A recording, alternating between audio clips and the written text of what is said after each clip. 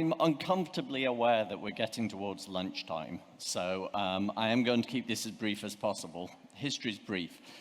The only thing you really need to know about me is that I've been doing SEO since 1997.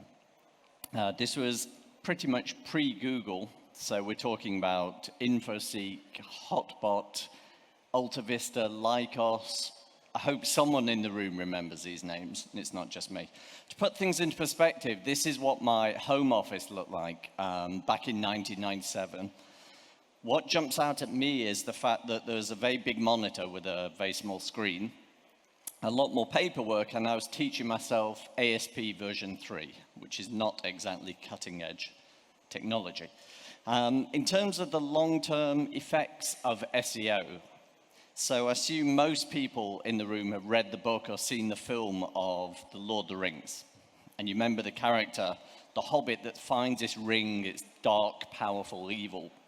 It takes him over, and it leaves him a sort of toxic, twisted version of what he used to be. So 20 years of SEO does a pretty similar thing to a person, and what you see in front of you is the toxic, twisted version of what I was 20 years ago. So we are going to do some actual SEO here, and some content. The good news is, all the things I'm going to share with you, you don't need to worry about writing them down. At the end of the talk, I'm going to give you a URL with all this information. There's links to videos, step-by-step guides, all sorts of things. And you don't need to opt in to get it. So for now, just sit back and enjoy the ride.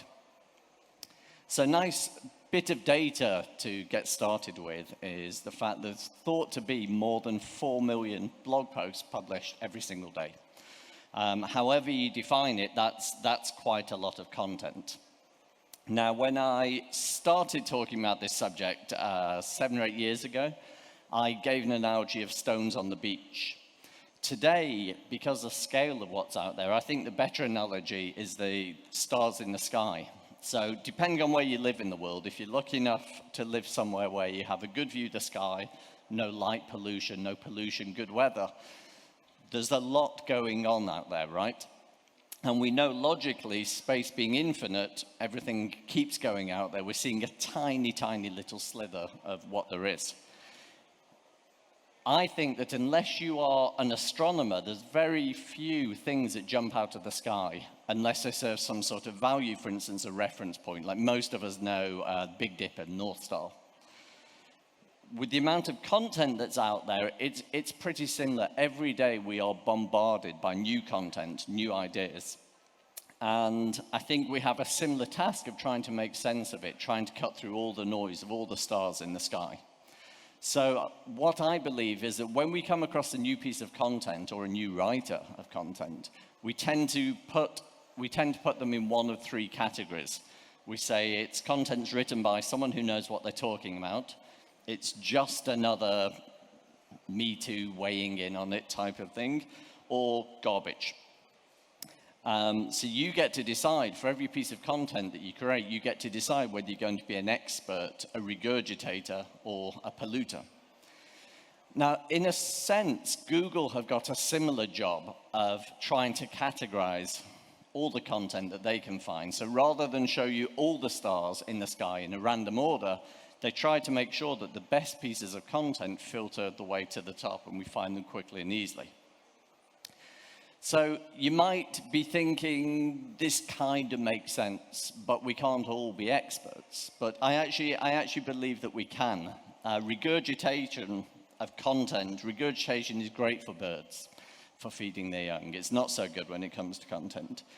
So if you take an original idea, something like this, the Abbey Road cover by the Beatles, because it's such a striking image, everyone starts copying it. And when that gets old, people get a bit more imaginative, a bit more creative. But it doesn't take long. When something's copied enough times, it doesn't take long before it gets a little bit stale and it stops being clever. So I don't know how many copywriters there are in the world. Quite a few, I should imagine.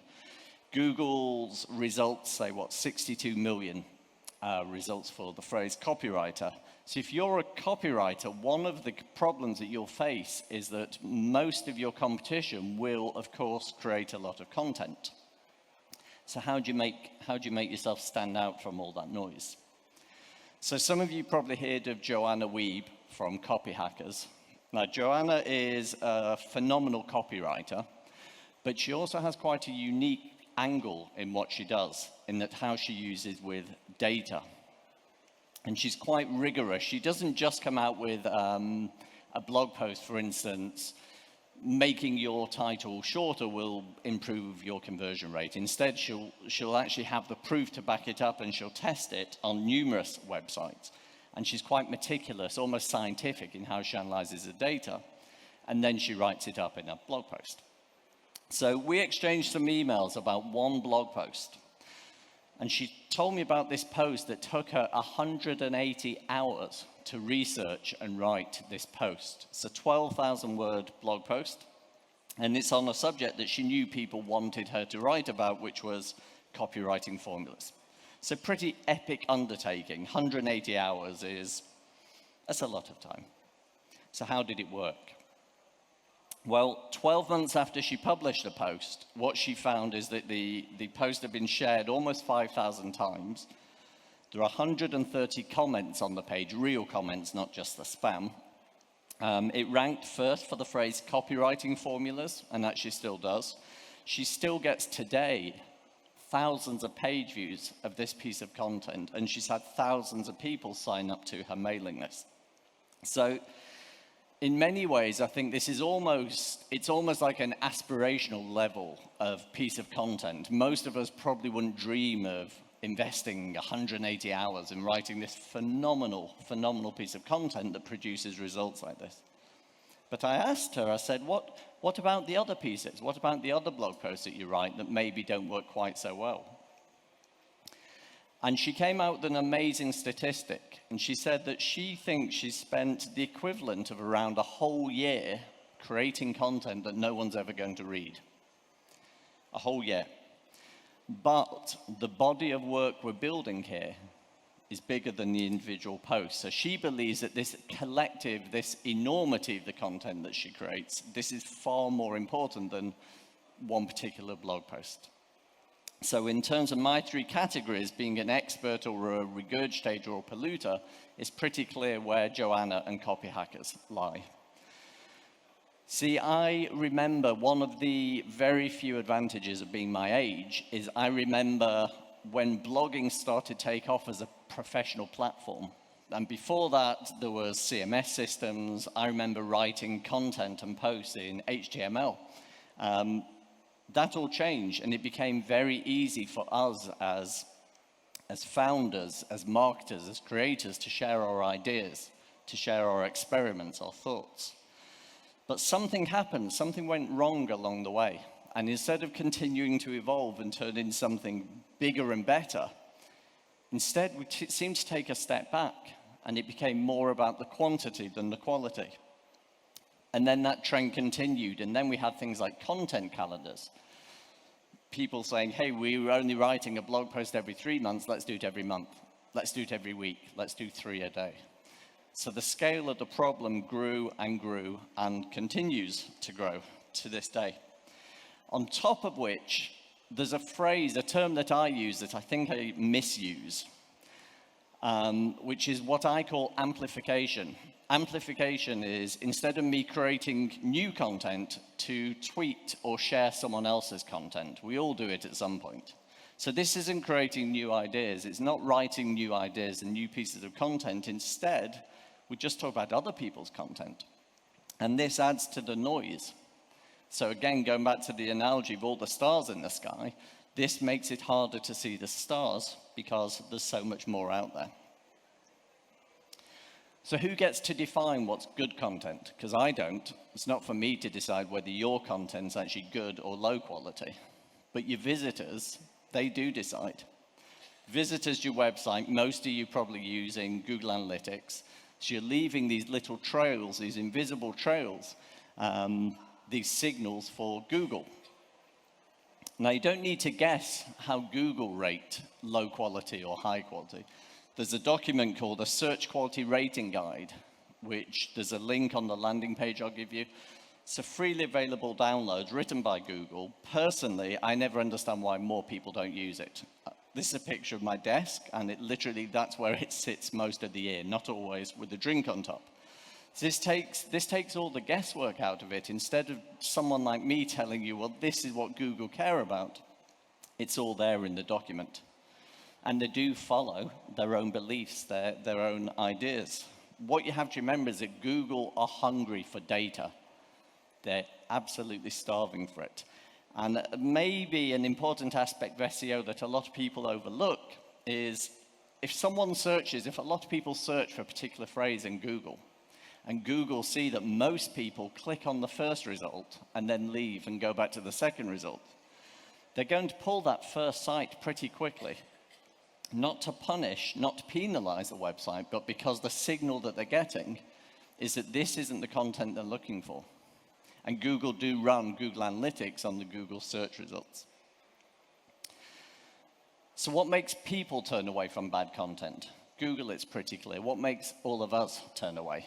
So I realized I found this surprisingly difficult to answer because of what I do. I'm a bit too close to, not to bad content, but a bit too close to content.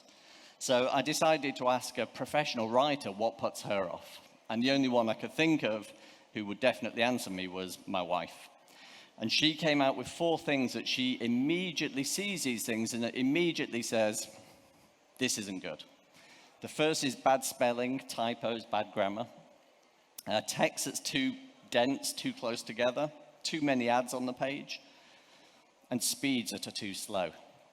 So two things jumped out at me here. The first was she didn't hesitate.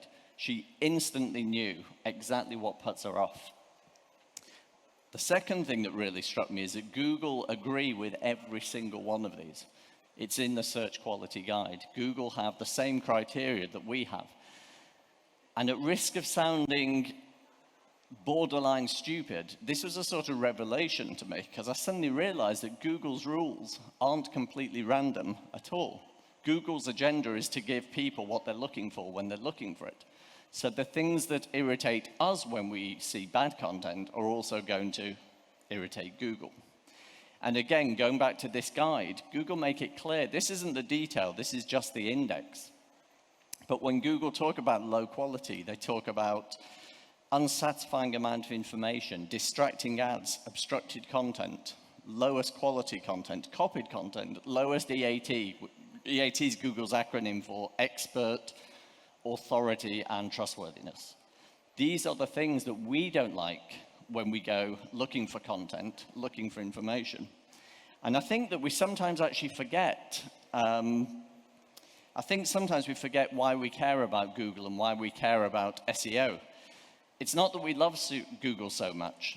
It's because Google is the enabler. Wherever someone is in the world, if they're searching for what you sell wherever you are in the world, Google kind of takes you and joins your hand. They're the facilitator, the matchmaker. And that's why businesses of any size need to care more than many do about SEO. So let's get practical. Actual things that you can do. I'm going to give you all the SEO that you actually need in its most distilled form. It's not the stuff you've heard hundreds of times. It's not titles, descriptions, keywords, none of that stuff. The golden rule in SEO, in my opinion, is that you write content, humans before spiders. Spiders are the bits of code that Google run on the web to feed back all this information back to the Google mothership, if you like. Whether you're creating content or you're optimizing content, you write it for the people that are going to read it and not the machine that's going to find it. So the basics of SEO. Apologies for the awful images that you're about to see. I have an unhealthy fetish for really bad clip art, stock images. Basics of SEO. Most important thing that's too often overlooked is that people search in really different ways. And no matter how well you know your customers, your prospects, your leads, your markets, you probably don't know all the details and nuances in terms of what they're actually searching for. And you might not even know how exactly they're searching for it. So if you're working in a crowded market, and most of us are working in crowded markets, You don't want to blend in. Camouflage is not a good strategy. Ultimately, you have to make sure that your content's better. You've got to make sure that your content stands out from all the others. Ultimately, that it's not just another same old piece of content. Once you've done that, then you use search engine optimization, then use SEO to show Google that this content is good. It's better than everyone else's. That image didn't work. The secret way to rank at the top, to rank in first position for your piece of content, is to write a piece of content that deserves to rank, that deserves to be better than all the others. And then use the right tools. You don't need to guess. I definitely wouldn't advocate signing up for a whole load of SEO tools. You don't need them. I think I've worked with pretty much every English language SEO tool that's out there. Most of them are terrible, a small number are pretty good, and a very tiny number are phenomenal. This, in my opinion, is what you do need. You need 3 tools if you're going to take your content and your SEO to the next level. The first tool, unfortunately, you have to pay for. It's Ahrefs, even though it's written Ahrefs. You can see at least a few nods. Some people are using it. I think the cheapest is about $99 a month. They do have a 7-day trial for $7. I'm not in any way affiliated with Ahrefs, by the way. I'm a paying customer, and it's a great product. If the thought of spending money on a content and SEO tool fills you with horror, which it might, so imagine you're going to meet a surgeon, he's going to discuss some sort of operation. If this surgeon opens his drawer to see what tools he's got to carry out the surgery, possibly that's not the person you should be seeing. The second tool, this one's free. Google Search Console used to be Webmaster Tools. On the off chance if you don't use search tools, and if you're only going to do one thing from this talk, I really recommend you go into your Search Console and have a good dig around there. 20-30 minutes will be time well spent.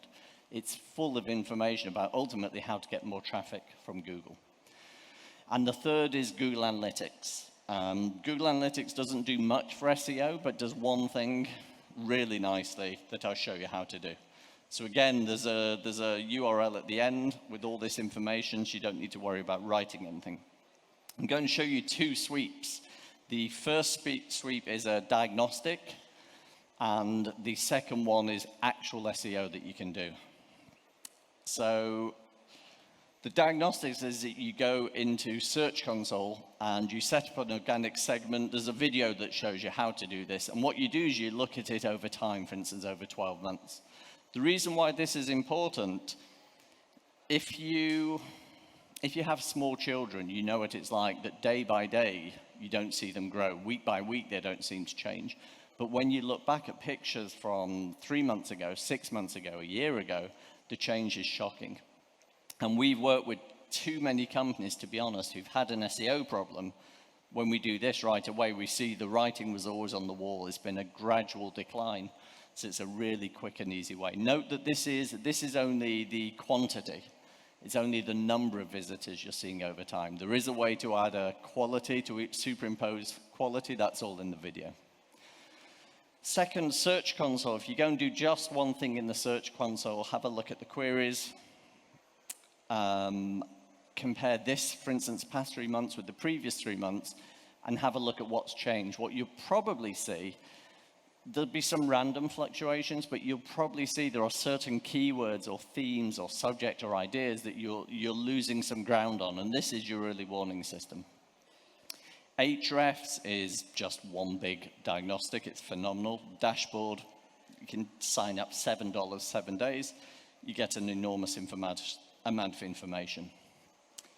So, low-hanging fruit. Apologies for the cliche.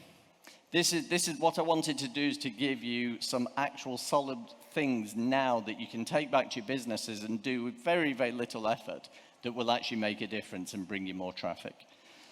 So the first is that you go to Search Console, and what you do is you look up your queries, the keywords that you're already getting traffic for. What you're looking for is a keyword, a phrase that's very targeted, that you're already quite high up, but for instance, a position that's you're on the first page, but let's say position 7 or 8.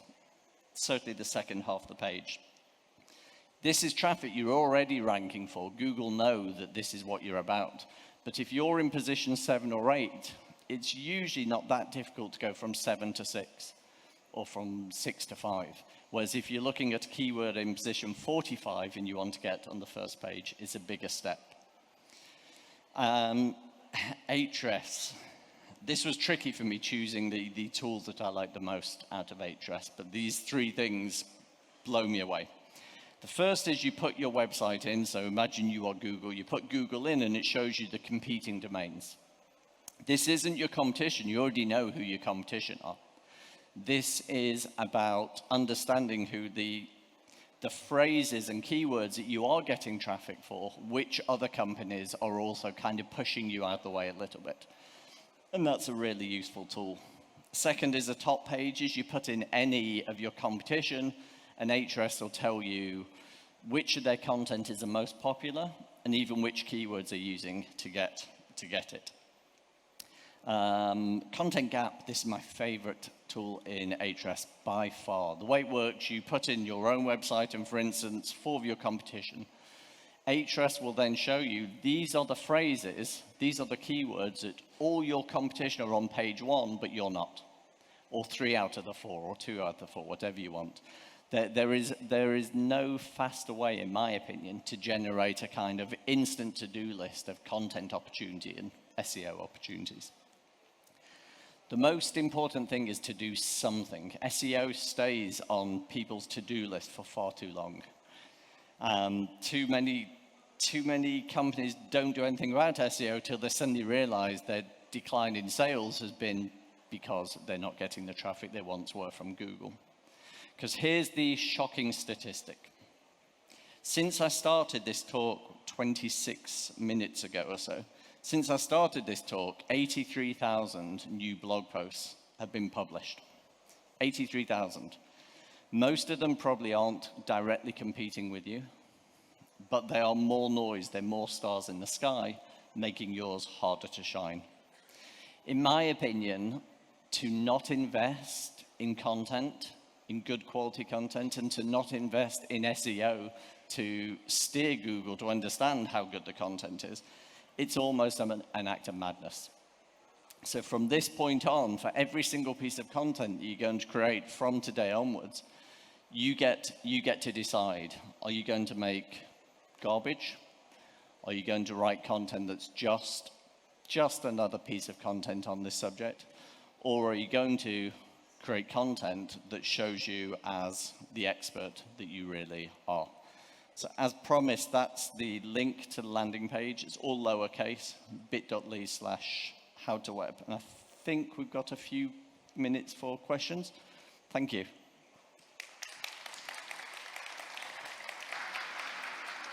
Great. Thank you. It didn't disappoint. The title didn't actually disappoint. So thank you very much for this. So let's see if we have questions. But first, I would like to have one for you. What do you personally prefer? Text, video, or whatever else? What do you think is coming next in terms of content? I think right now, in a sense, it all boils down to text. Google are working hard at image recognition and identifying it as content that's text-based, and same with video. Right now, I'd put my money on text. It's not going to go anywhere anytime soon, but video is going to continue to explode. It's all just a matter of time. Okay, great. We have a question here which says, what are the few essential skills a content marketer needs to build to produce quality content, and how can they do so? The essential skills are you need to be able to write, you need to be able to communicate clearly. If you can't communicate these great ideas you have, they don't come across as great ideas. The good thing is you don't need to be the world's best writer. You just need to be better than the other content that's showing up, if you see what I mean. Yeah, so it's about competition, right? It is. You only need to be a little bit better than they are. Ideally, a lot better, but as long as you're better than them, you're okay. Okay. Google introduced neutral matching, which uses AI to work through the clutter of the different habits of search. How do you think this will influence copywriting, speaking of writing? Yeah, well, Google, there's been a lot of talk about AI for years, and recently Google have got yet another wave of propaganda. The bottom line is, this isn't a threat. What their latest change is about is them understanding the meaning. So it's even less about optimizing your content and more about helping Google to understand it. So it's great for users. In a sense, 95% of SEO has just got a whole lot easier than it was, which might eventually put me out of business, but we'll wait. Well, we've been talking here and probably will do so about automation and how robots and AI are taking us out of the business. So yeah, probably. Eventually, I'll find another job. Definitely. So if talking about understanding, what are your thoughts about the voice search and assisted search, Alexa, Google Assistant? How long until SRPs adapt? And should content itself adapt to this? I think written content shouldn't adapt because Google are quite good at differentiating. When we search on our phone or whatever device we're using voice, we search very differently.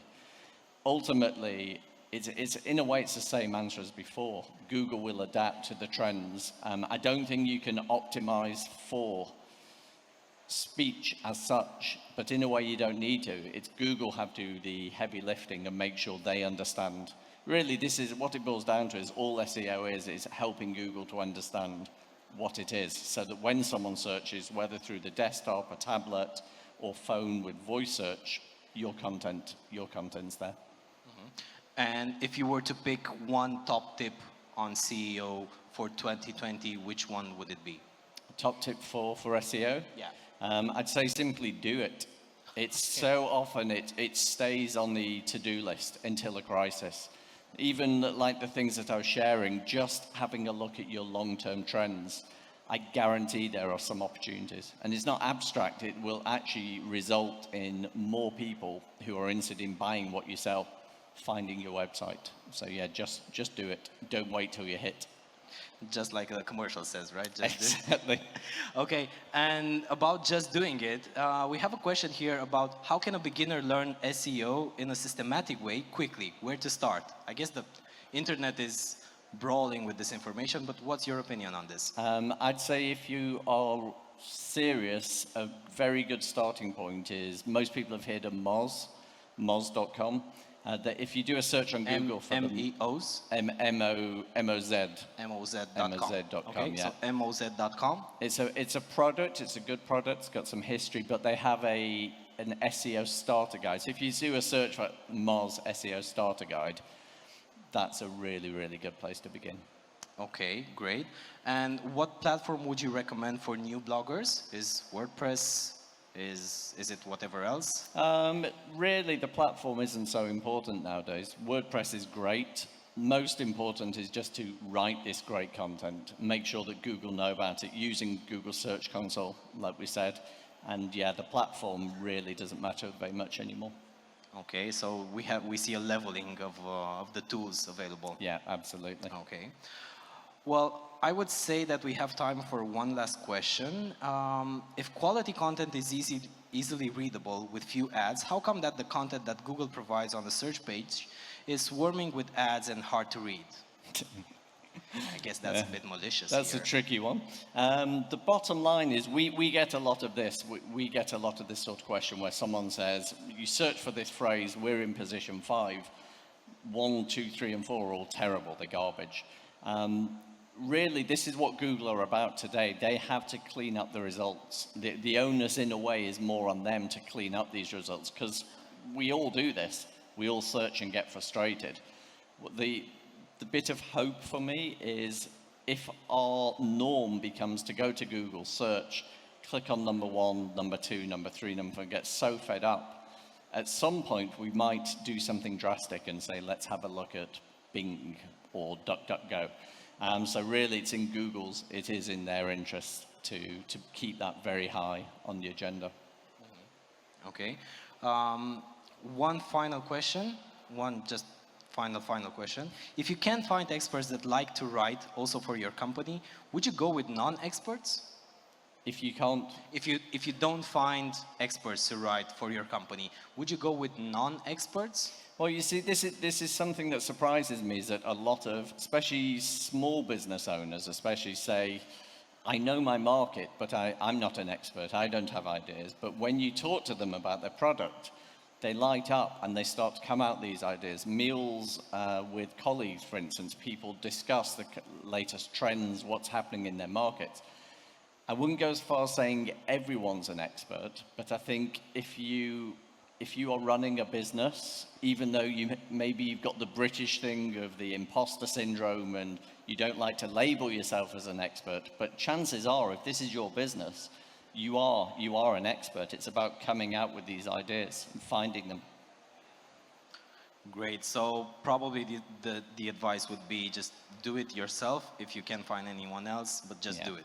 Yeah, outsourcing it to an expert is either very difficult or very expensive or both.